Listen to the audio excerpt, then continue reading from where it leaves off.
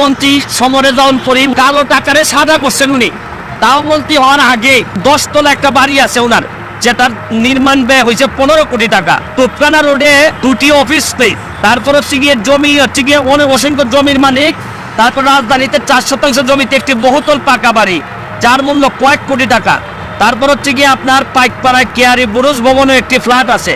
পিরোজপুরে আছে ওনার নাজিরপুরা আশেপাশের এলাকায় কোটি টাকার জমি ক্রয় করেছেন সমরেজাউল করিম। এটা আমার সমস্যাটা যে জায়গায় হয়েছে, এত জায়গা থাকার পরও, সম্পদ থাকার পরও, ঢাকা শহরে এরকম 2-3টা বাড়ি থাকার পরও উনি মন্ত্রী হওয়ার 1 মাস 2 দিনের মধ্যে আবার রাজুক থেকে প্লট বরাদ্দ নিছেন। তাও আমার কথা হচ্ছে যে কত টাকা লাগে একটা মানুষের। এই যে মৎস্য ও প্রাণী সম্পদ মন্ত্রণালয়ের তথ্য অনুযায়ী উনার জন্ম কিন্তু হচ্ছে 1962 সালে। 71 সালে যদি মুক্তিযুদ্ধ হয়ে থাকে তাহলে উনার বয়স হয় মাত্র 9 বছর। 9 বছর বয়সে উনি মুক্তিযোদ্ধা কিভাবে হলেন আমার জানা নাই, কারণ আমার মেয়ের বয়স 9। এই মেয়েকে এখনো স্কুলে পাঠাইতে গেলে একটা মানুষকে দিয়ে আমার স্কুলে পাঠাইতে হয়। তাহলে আমি কোনোভাবে মিলাইতে পারতেছি না যে 9 বছর বয়সে উনি কিভাবে মুক্তিযোদ্ধা হইলেন। এটা আমার কোনোভাবে মিলতেছে না। ডিজিটাল বাংলাদেশ দরকার, কিন্তু ডিজিটাল ব্যবস্থার অপব্যবহার করে যারা, তাদেরও বিচারের জন্য যদি ব্যবস্থা না হয়, সেটাও কিন্তু এক প্রকার দায় মুক্তি তাদের জন্য হয়ে যায়। মাননীয় সদস্য জনাব সৈয়দ সাইদুল হক হবিগঞ্জ 4 একটি সম্পর্ক পুষ্ট করুন। শুরু করিতেছি মহান আল্লাহর নামে, যিনি পরম করুণাময় এবং অত্যন্ত দয়ালু। মৎস্য ও প্রাণী সম্পদ মন্ত্রী তিনি হচ্ছেন গিয়ে আমাদের মাননীয় মন্ত্রী সমরেজাউল করিম। উনি হচ্ছেন গিয়ে আমার জন্য একটি আইডল, আদর্শের জায়গা বলতে পারেন। আমি ওনাকে আদর্শ হিসাবে মনে করি এবং মনে করতাম আগে থেকেই। ওনার কথা শুনলে আমার কাছে মনে হতো আমি হাঁ করে তাকিয়ে থাকতাম যে এত সুন্দর কথা বলেন, এবং আমি ওনার মতোই হতে চাইতাম। কিন্তু আজকে যখন দেখলাম যে একটা নিউজ আসছে, আমি জানি না আপনারা দেখেছেন কিনা, সমকালে একটা নিউজ আসছে। এই নিউজটা পড়ার পর আমার কাছে, এই সমকালের নিউজটা আমার কাছে পড়ার পর আমার মনে হয়েছে যে দুই একটা কথা আমার মনে হয় বলা উচিত। কারণ আমি একটা কথা যে একটা বিশ্বাস করি যে আমি বঙ্গবন্ধুর সৈনিক, যেখানেই দুর্নীতি কোনো গন্ধ পাই, যেখানেই মানে মানুষের টাকা বা মানুষের টাকা নষ্ট হয় এরকম জিনিস পাই, আমি দাঁড়াই যাই, জীবনের যত ঝুঁকি থাকুক তা কেন। আমি প্রথমে একটা কথা আপনাদেরকে বলতে চাই যে এই রিপোর্ট অনুযায়ী দেখলাম এই যে মৎস্য ও প্রাণী সম্পদ মন্ত্রণালয়ের তথ্য অনুযায়ী উনার জন্ম কিন্তু হচ্ছে 1962 সালে। 1962 সালে উনার জন্ম হয়ে থাকলে উনি মুক্তিযোদ্ধা হিসাবে দাবি করতেছেন, উনার সার্টিফিকেট আছে মুক্তিযোদ্ধার। এবং উনি 71 সালে যদি মুক্তিযুদ্ধ হয়ে থাকে তাহলে উনার বয়স হয় মাত্র 9 বছর। 9 বছর বয়সে উনি মুক্তিযোদ্ধা কিভাবে হলেন আমার জানা নাই, কারণ আমার মেয়ের বয়স 9। এই মেয়েকে এখনো স্কুলে পাঠাইতে গেলে একটা মানুষকে দিয়ে আমার স্কুলে পাঠাইতে হয়। তাহলে আমি কোনোভাবে মিলাইতে পারতেছি না যে 9 বছর বয়সে উনি কিভাবে মুক্তিযোদ্ধা হইলেন। এটা আমার কোনোভাবে মিলতেছে না, প্রথম প্রশ্ন।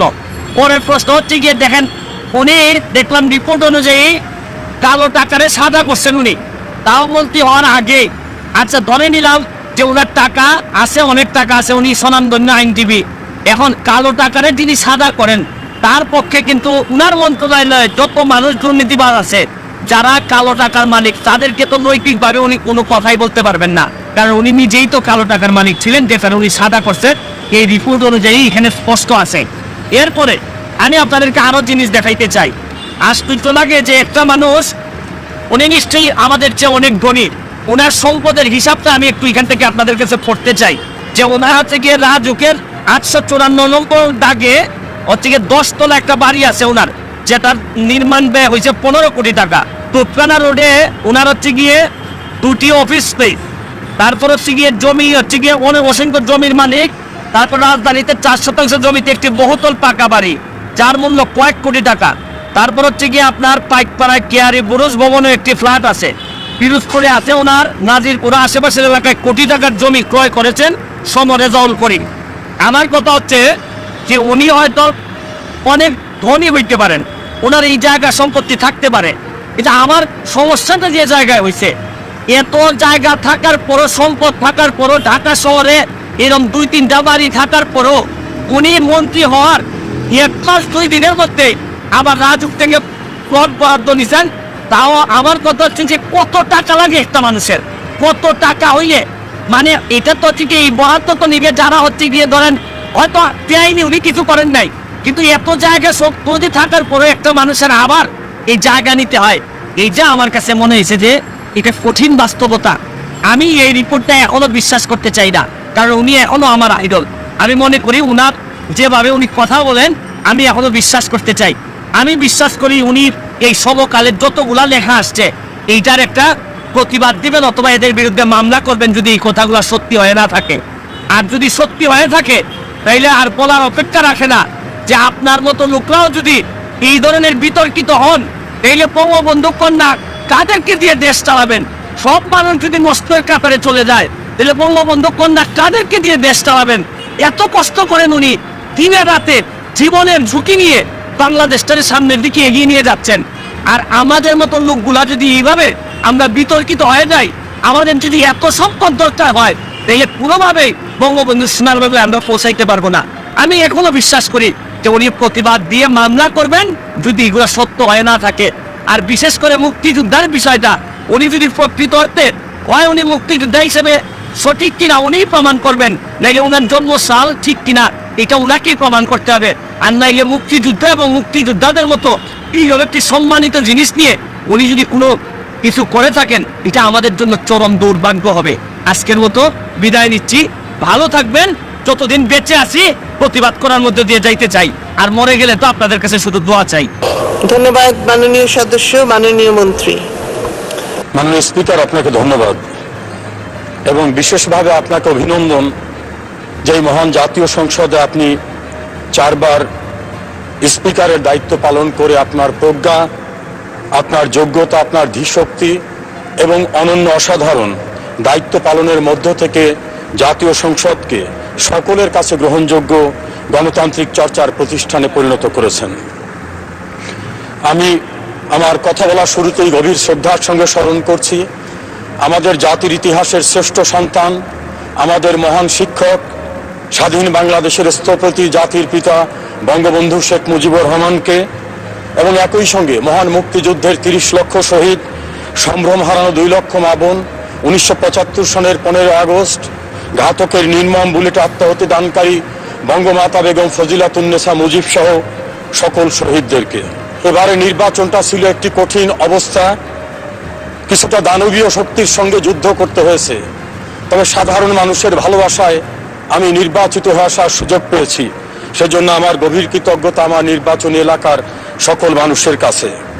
মাননীয় প্রধানমন্ত্রী শেখ হাসিনার নেতৃত্বে যদি গণতান্ত্রিক প্রক্রিয়াকে সুসংহত করার জন্য নির্বাচন অনুষ্ঠিত না হতো তাহলে বাংলাদেশের সাংবিধানিক শূন্যতা দেখা দিত। বাংলাদেশ আজ বিশ্বের কাছে উন্নয়নের রোল মডেল। আজ বাংলাদেশে কেউ অপরাধ করে দাম্ভিকতার সঙ্গে বলতে পারে না আমি অপরাধ করেছি, কেউ কিছু আমাকে করতে পারবে না।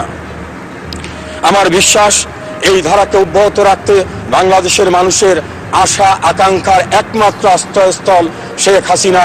তিনি যতদিন বেঁচে আছেন আমরা কামনা করি তিনি শতায়ু হবেন। মাননীয় স্বরাষ্ট্রমন্ত্রী এখানে আছেন, আমি বলবো আমরা ডিজিটাল বাংলাদেশ কায়েম করেছি, কিন্তু ডিজিটাল ব্যবস্থার অপব্যবহারের ভয়ঙ্কর ক্ষতিগ্রস্ত যারা তাদেরও বিচার পাওয়ার অধিকার আছে। আমি একটি মামলায় মাননীয় স্বরাষ্ট্রমন্ত্রীর কাছে বারবার গিয়েছি, পুলিশের সংশ্লিষ্ট কর্তৃপক্ষের কাছে গিয়েছি। আসামিরা স্বীকারোক্তি করার মামলায় 3 বছরে চার্জশিট দেওয়া হয় না। এই অজুহাতে আসামিরা জেলখানার থেকে বের হয়ে যাচ্ছে। ডিজিটাল বাংলাদেশ দরকার, কিন্তু ডিজিটাল ব্যবস্থার অপব্যবহার করে যারা তাদেরও বিচারের জন্য যদি ব্যবস্থা না হয় সেটাও কিন্তু এক প্রকার দায় মুক্তি তাদের জন্য হয়ে যায়। আশা করি এই বিষয়গুলো সংশ্লিষ্ট যারা আছে তারা গুরুত্বের সঙ্গে বিবেচনা করবেন। মাননীয় স্পিকার, আপনাকে অনেক অনেক ধন্যবাদ। জয় বাংলা, জয় বঙ্গবন্ধু, বাংলাদেশ চিরজীবী। প্রিয় দর্শক, এবার তো দেখতে পেলেন প্রাণী সম্পদ মন্ত্রীকে কিভাবে ধোলাই করলেন ব্যারিস্টার সুমন। যেখানে অন্যায় দুর্নীতি সেখানেই পৌঁছে যান ব্যারিস্টার সুমন ভাই।